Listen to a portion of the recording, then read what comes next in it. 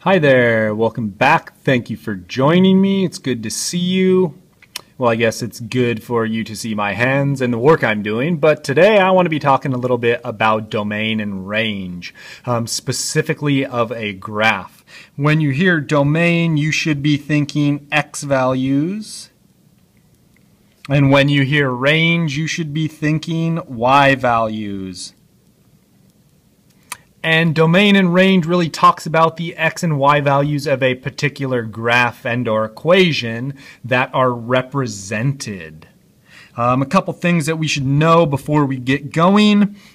If we have a hollow circle or we have a dashed graph, that means it is not included, and we will be using parentheses to signify that. That is not included.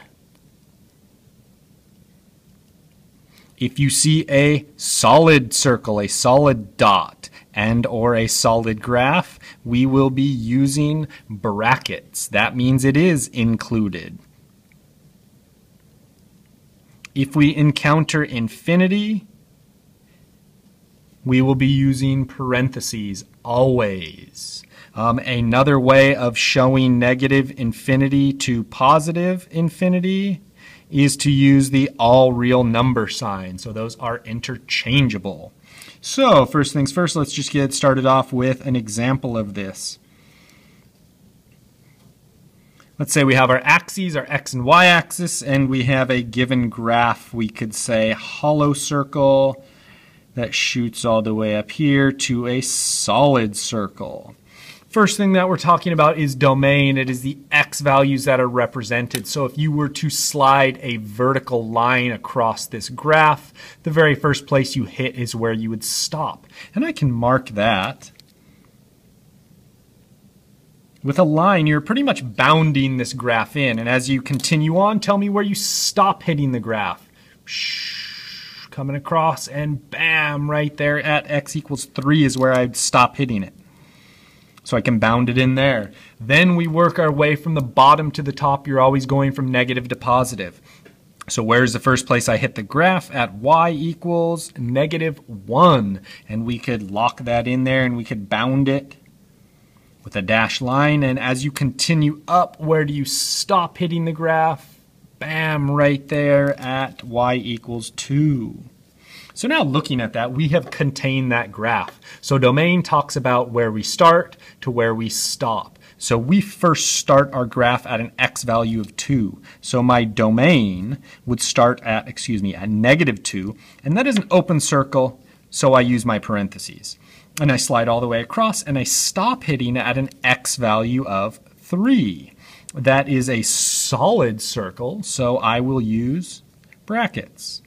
Then I can do my range as well.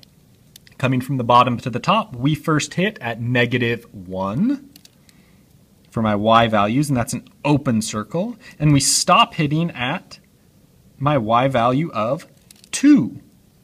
That is solid, and I have a bracket. That is the domain and range. The x values go from -2 to 3, and my y values go from -1 to 2.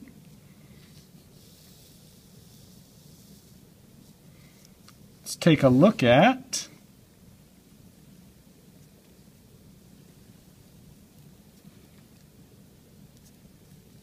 let's make that solid, and how about we do a parabola looking graph.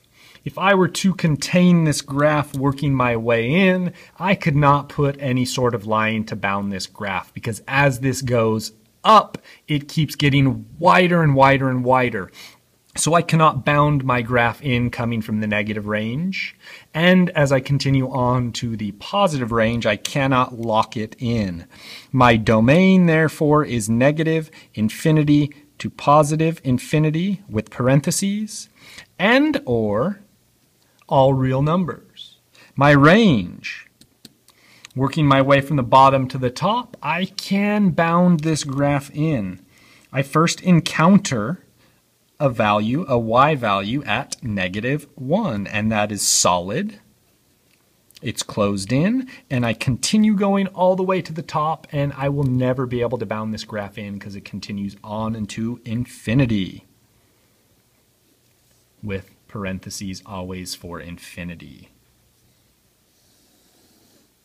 And our graphs can take really any shape that we would like, and we should be able to find a domain and range for them. Let's say we had a circle, and this will probably be one of the worst circles you will have ever seen drawn freehand. I apologize for that, but that was my best attempt. So let's see if we can bound this graph in. X values, domain, working negative to positive. I first hit here at approximately -2. I understand that my graph isn't very accurate right there because it's sloppy. And I continue on and I stop hitting at +2. So if I were to talk about domain and my X values, they go from -2 to +2. Domain, -2 to +2. They are both solid, so therefore they are included. Range. Now working your way from the bottom up, Y values.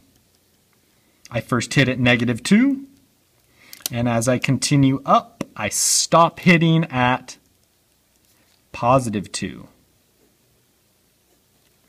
There you are. There's a few examples of domain and range. Now I would like to talk about a set of points very quickly. Let's get some fresh paper so we don't see through that.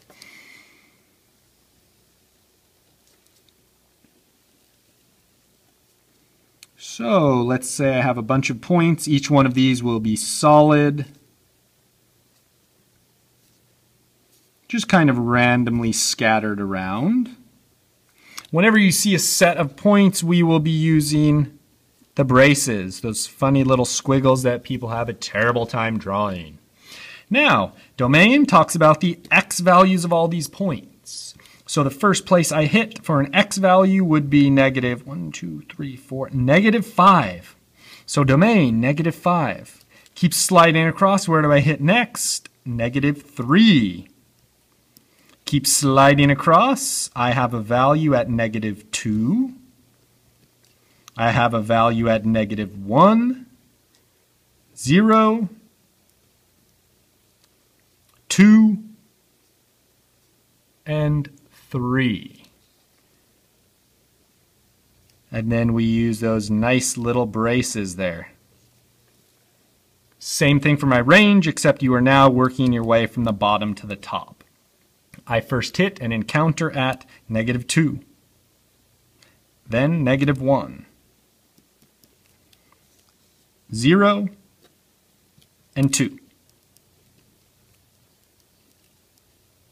And we do not need to double up the values. As you can see for my range at y equals 0 right here, I have 2 values at 0, but I really only need to list that once.